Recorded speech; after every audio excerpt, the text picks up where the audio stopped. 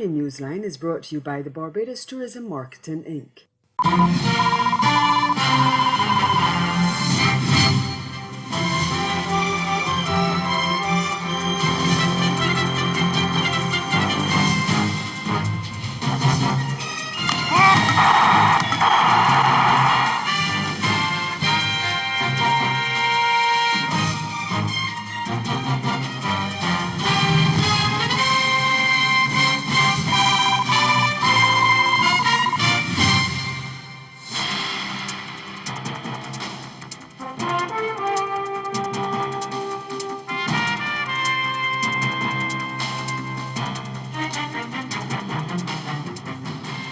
Former TCI Premier Michael Missick loses his bid to have his corruption case thrown out. Our top story in Caribbean Newsline for Wednesday, July 31st. From the CMC News Center in Bridgetown, I'm Dawn Paris. Good evening. A High Court judge has ruled that ex-Turks and Caicos Premier Michael Missick will not escape a corruption case in which he's accused of selling off chunks of government land to fund an extravagant lifestyle. Justice Paul Harrison has rejected an application from the attorneys for Missick, four of his one-time cabinet ministers, Floyd Hall, McAllister Hanschel, and Jeffrey Hall, and three others, to have the case dismissed because of insufficient evidence. In a hearing at the Supreme Court, Justice Harrison said Missick and the others do have a case to answer. Missick is accused of being involved in under-the-table transactions with foreign developers seeking to build resorts. Large parcels of government land were allegedly sold to locals at special discounted rates, then again to investors at market rates, with the defendants pocketing the difference. The former premier allegedly spent the money on yacht charters, private jets, personal stylists, and furnishing his mansion.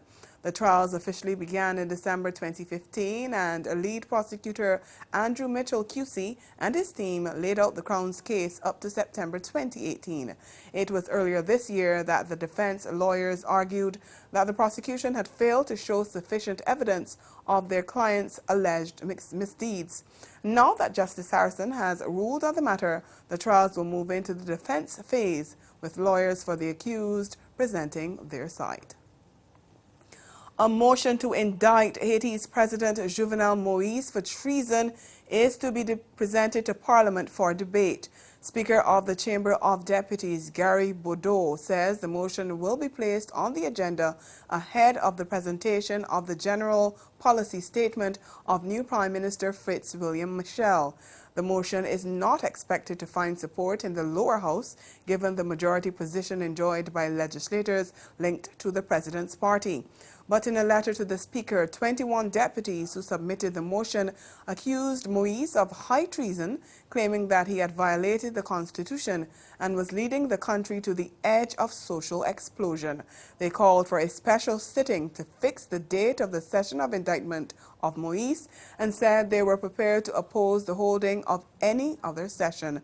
According to the Haitian Constitution, the Chamber of Deputies, by a two-thirds majority of its members, pronounces on the indictment for the crime of high treason or any other crime or offense committed in the exercise of a president's functions. Political observers say the debate is aimed at prolonging the ratification of the new government. The whistleblower fearful to visit the Twin Island Republic to testify about the matter. Last week, Attorney General Faris Al-Rawi disclosed that efforts were being made to get Christopher Wiley to testify before Parliament's Joint Select Committee about Cambridge Analytica, which is accused of harvesting information from millions of Facebook users. Wiley alleged that Aggregate IQ, a company set up alongside Cambridge Analytica, worked on a project in TNT in 2013 for a former national security minister under the People's Partnership Administration, attempting to harvest the population's browsing data. And he's concerned about his safety if he goes to Trinidad to testify about it. We get more in this TV6 News report. Cambridge Analytica whistleblower Christopher Wiley will visit TNT to give testimony regarding the company's role in the last two general elections. Attorney General Faris Al-Rawi revealed some of the lengths the government has gone through to make it happen. We would make arrangements which he would have to agree to to ensure his passage from airport to testimony and in return. Even though Wiley has appeared in other jurisdictions without much fear, the AG says he can't blame Wiley for his apprehension, given this country's checkered past. I can say that when the world looks to the fact that Trinidad and Tobago has witnesses who are shot dead in our country, that can't be overlooked. Depending on what is revealed in Wiley's testimony, the AG says a number of legal challenges could be coming the opposition's way. Mr. Wiley was speaking, as I recall, about intercepting what you were looking at online in Trinidad and Tobago, the videos you were looking at, what you were looking at. And that, if it is true, is an interception of communication breach. And that is resulting immediately in a jail term and fines upon conviction. A date for Wiley's JSC appearance will be revealed when Parliament officially reconvenes. Staying in Trinidad, Police Commissioner Gary Griffith is pleading with government and opposition politicians to work together to pass the Bail Amendment Bill 2019 for the country's sake.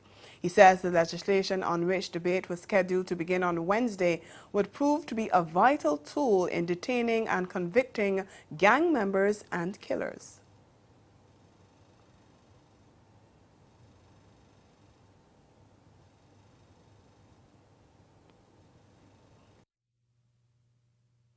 We need to take away the politics in this situation and do what is good for the country. This is a win-win situation. This is a critical tool. Unfortunately, people will always try to find an avenue why something should not happen. You will hear the naysayers on this say, well, you can use somebody can just put a firearm and plant it on someone. But if that is the case, then no law should ever you should never have any law, because you can find an excuse why someone will abuse it.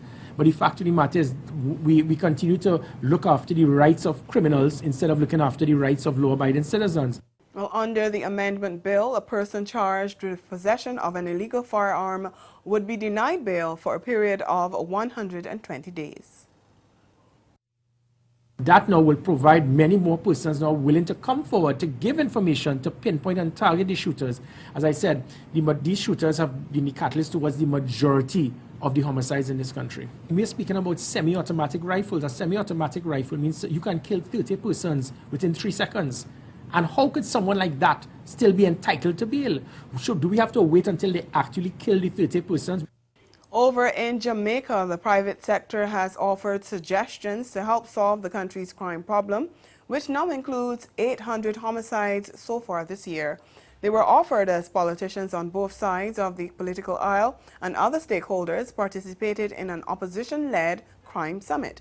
We get more from TVJ's Herman Green. After much debate about the objective and appropriateness of the opposition hosting a stakeholders crime summit, the meeting started on Tuesday with the Attorney General Marlene Malahoo Fort representing the government, several opposition members, and representatives of over 30 private sector groups. Private sector organization President Howard Mitchell presented his organization's suggestions, but not before the parliamentary representatives spoke.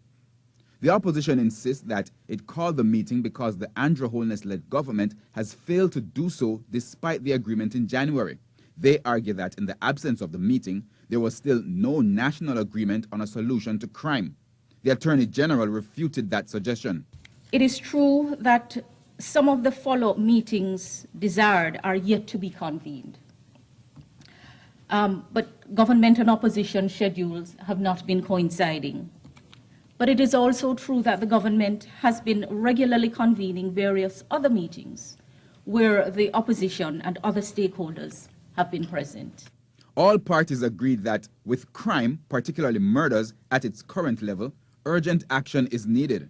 Dr. Peter Phillips suggested that he doesn't believe enough is being done. Any solutions which we seek will have to extend, as I said earlier, beyond the simple facts of policing.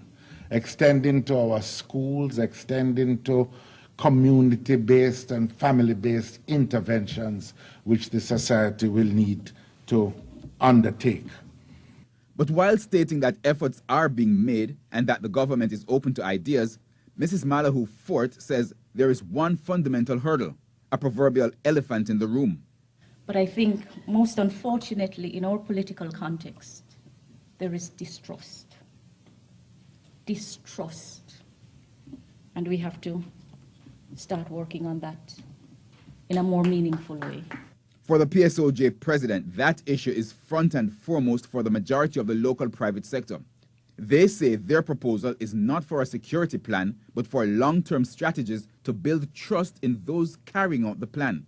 Our approach requires the admission by the political parties of the role that politics has played and still plays in the generation of crime and violence.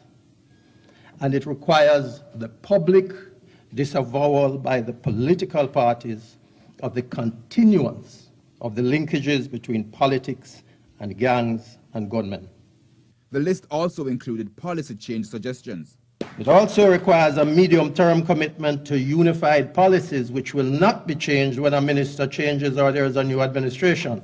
They've also called for public inclusion on details of the restructuring of the police force and the justice system to show that everyone is equal before the law. Meantime, the Attorney General has suggested that the opposition People's National Party's move to legally challenge the extended use of states of emergency in the country is hypocritical.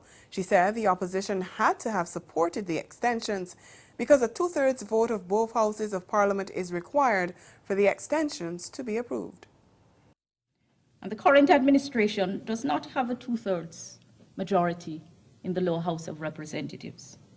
But even if it did, the Senate also has to pass the resolution with a two-thirds vote. And constitutionally, two-thirds vote in the Senate can only be achieved with opposition support. Still to come, Sagicor Jamaica planning expansion and other regional developments across the region. Stay with us.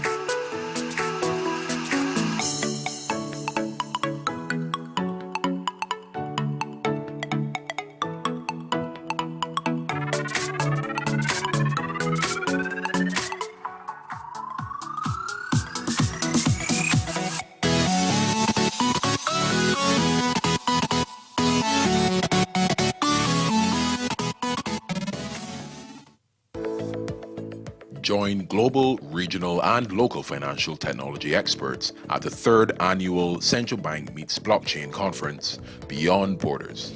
Last year's conference was a sold-out event. This year's speakers will present on the role of central bank digital currencies in digital transformation within developing nations.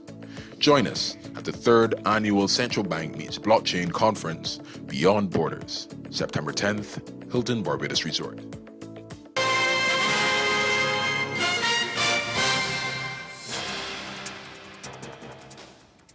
Sagicor Jamaica plans expansion, Caribbean Airlines to introduce service from Kingston to Grand Cayman, and Virgin Atlantic drops flights to St. Lucia. Marie-Claire Williams has the details in this week's Newsline Business.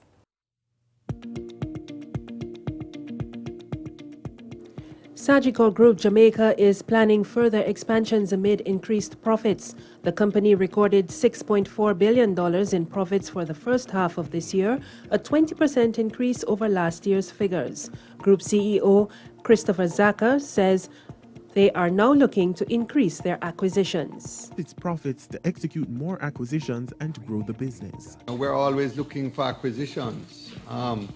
We have Advantage General going on now.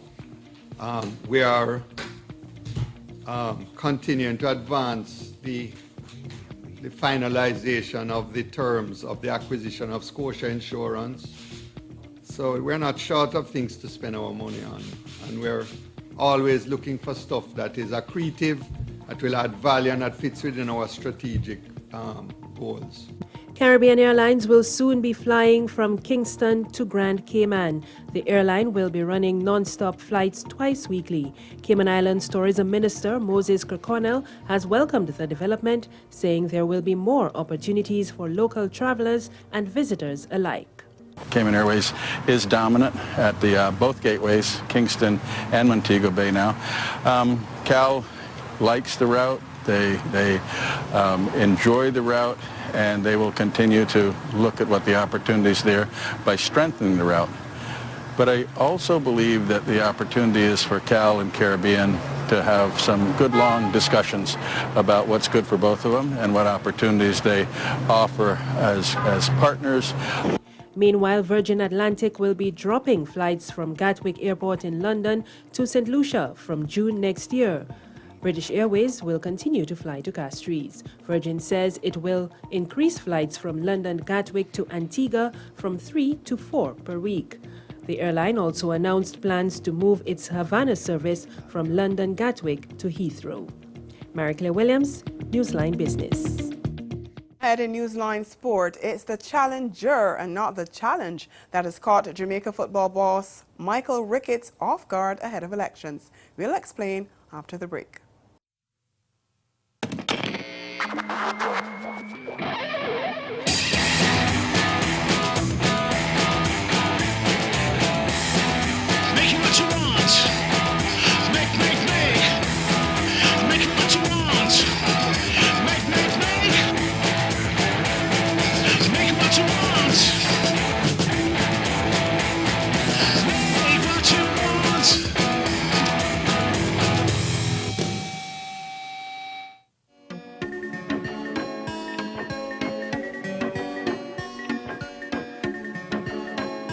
Welcome to this year's 50th Caribbean Broadcast Union Assembly on the island of San Andres.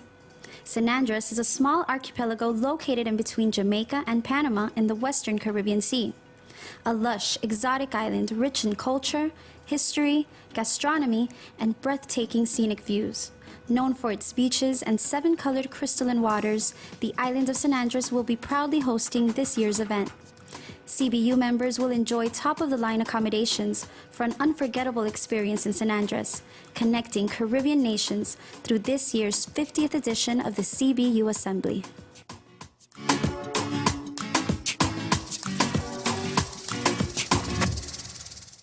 The biggest summer concert festival ever.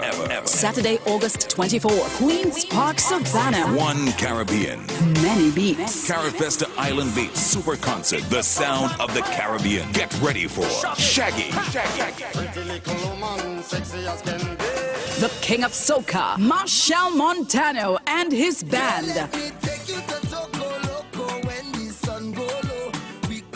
The renowned Kassav. Nyla Blackman. Alison Hines from Barbados. The Calypso Queen of the World, Calypso Rose. Antigua's Ricardo Drew. Nival Chetla. Nishard and Ricky Jai. Voice. Blacks and the All-Stars. CaribFesta Island Beats. One Caribbean. One people. Many beats. Powered by NLCB, Blue Water, Caribbean Airlines, Digicel, and Southern Sales Car Rentals.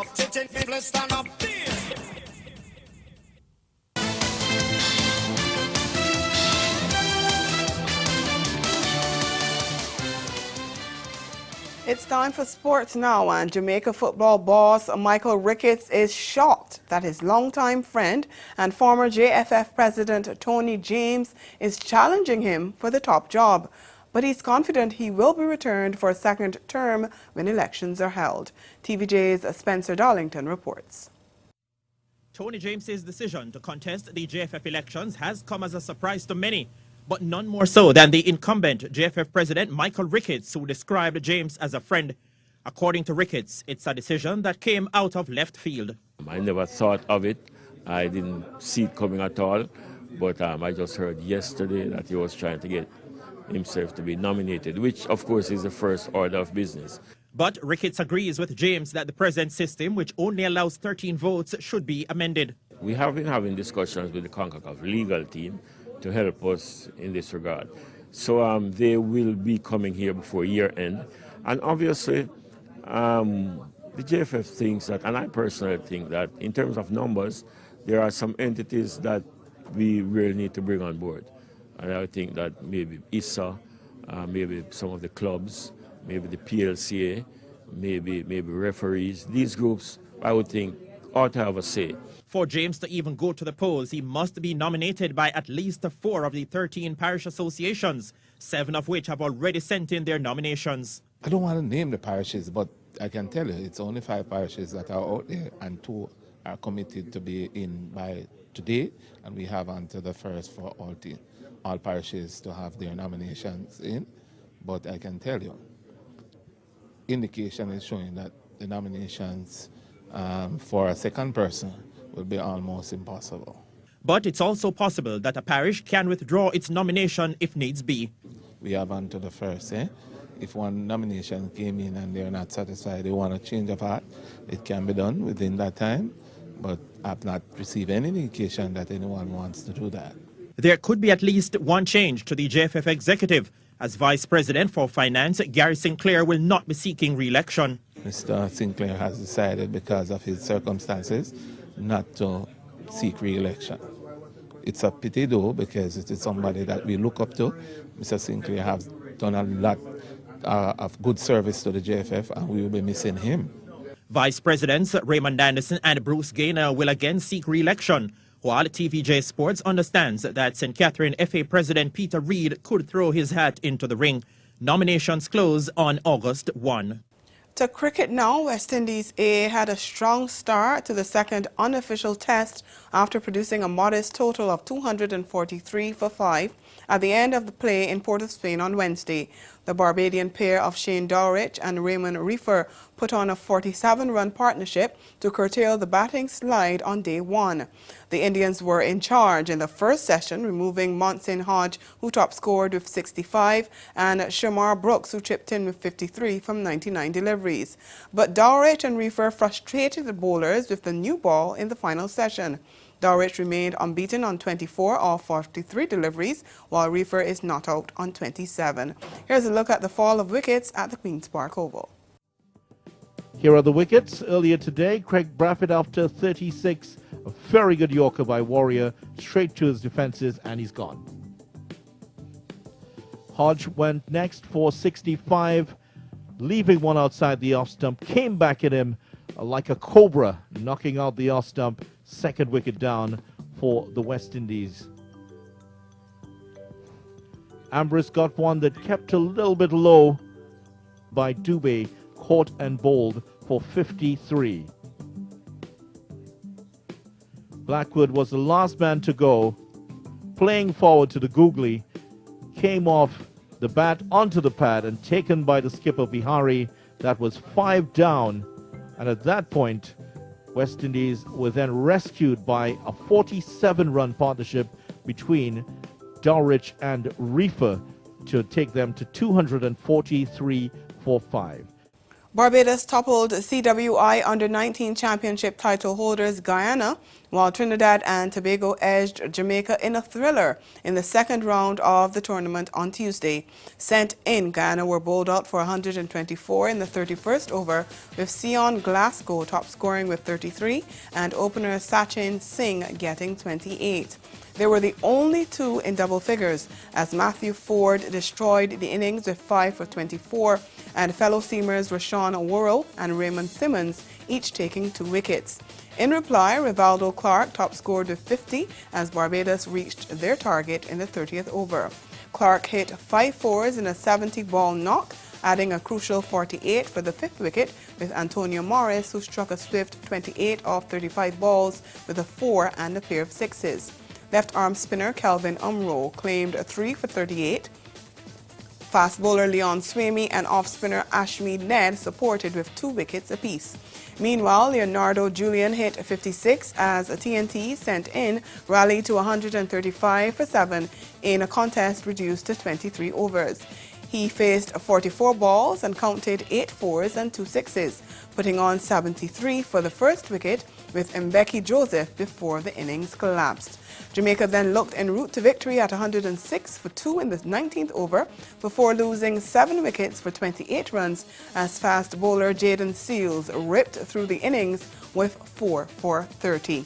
And Windwards experienced no such drama as they easily defended their 146 for 8 off 24 overs, restricting Leewards to 99 all-out in the 22nd over, with spinner Simeon Gerson picking up 3 for 24. And we stay with cricket. Trinidadian official Joel Wilson has been appointed to the ICC elite panel of umpires for the upcoming season. The 52-year-old was on Tuesday named to the panel along with England's Michael Goff following the ICC's annual review and selection process. Both officials previously sat on the international panel of umpires but have now been elevated to replace Ian Gould, who has retired, and Ravi Sundaram, who has been removed. Wilson has stood in 13 tests, 63 ODIs and 26 T20Is, while Goff has officiated in 9 tests, 59 ODIs and 14 T20Is. Wilson's debut test came 4 years ago when he stood in the first test between Bangladesh and South Africa. He has gone on to stand in several high-profile tests, including the 5th Ashes Test in Sydney last year. Wilson officiated 5 matches at the just-concluded ICC World Cup in England, which was won by the hosts. And Adrian Griffith, the ICC's senior manager for umpires and referees, said both Wilson and Goff were deserving additions to the elite panel. Fast bowler Jofra Archer has been excluded from England's final 11 for the first Ashes Test at Edgbaston starting on Thursday, delaying the Barbadians' much-anticipated debut in the longest format. The 24-year-old had been included in the 14-man squad, but Captain Joe Root on Wednesday said the World Cup star would not be rushed into action, especially after recently overcoming serious injury. Archer admitted to experiencing excruciating pain from a side strain during the recent World Cup, where he was England's leading bowler with 20 wickets. And that's the sport. We'll be right back. Caribbean Newsline is brought to you by the Barbados Tourism Marketing Inc. You don't finish telling me this. I'm excited. Tell me. You know, a lot of times I actually didn't intend on doing meal prep, right? Right. I was teaching classes on how to cook the food. So my classes were filling up, and everybody afterwards, of course, I get everybody eat the food. They love the food, especially the lemon chicken and the chicken. It was wanted more than like the salmon I would teach them how to make with oil, right? Okay. Everyone loved it.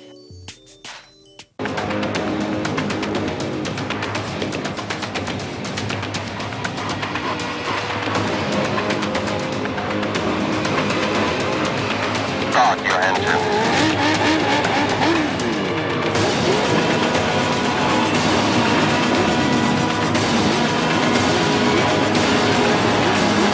3, 2, 1, go!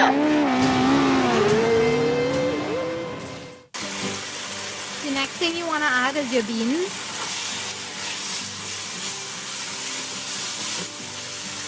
So I'm gonna add the carrots, pimento peppers, sweet peppers, and the hot peppers. Now I'm gonna add in the rice.